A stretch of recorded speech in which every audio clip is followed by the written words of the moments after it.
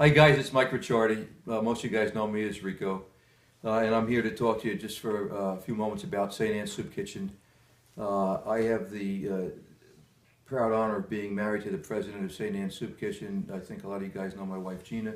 Soup Kitchen's about 7 years old. It started from scratch in an old, almost burned out, quite frankly, church in the first ward, or one of the poor wards of Newark. And over the last 7 years, Gina and 200 volunteers and one paid employee have built the soup kitchen up to the point where they're now serving approximately 130,000 meals a year. Coincidentally, it's probably a block and a half from where me, my brother, and my sister lived when we were very, very little, and its sister church, St. Rocco's, is probably 2 blocks away, and that's where we were baptized. So we have a certain connection to the neighborhood. It's a terrific charity, and I will tell you that in addition to serving food, St. Anne's also has a literacy program, and when we think of literacy, we think about teaching how to read, or reading skills and so forth to kids, but in fact there's adults that show up for this as well because they never learned how to read. And you find it difficult to believe that 15 miles from where we live, there are people who are completely illiterate and are fully into adulthood. In addition to that, we do a coat drive, and I can recall this past season.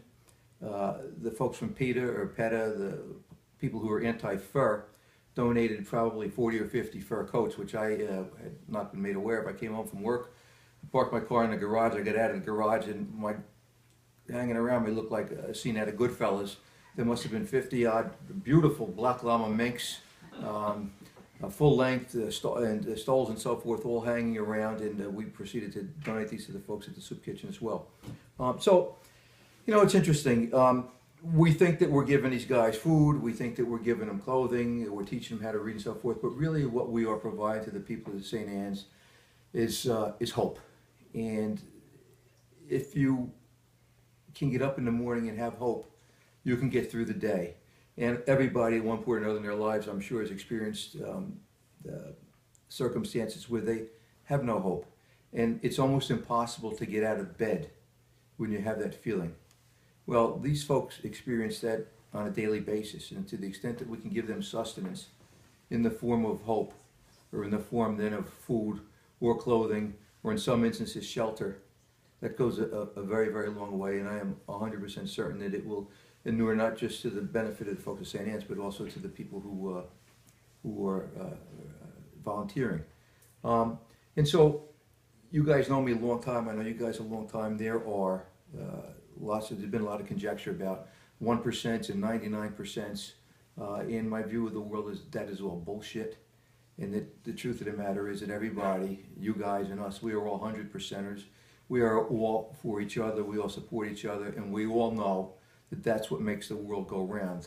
Most of you guys came from humble roots, and you guys are exceedingly successful, and I am proud as hell of all of you, and I will continue to be proud of you, and I would be most appreciative if you would consider supporting and more deeply underwriting the soup kitchen. Now, I know you guys are all highly successful, and that your time is extremely valuable.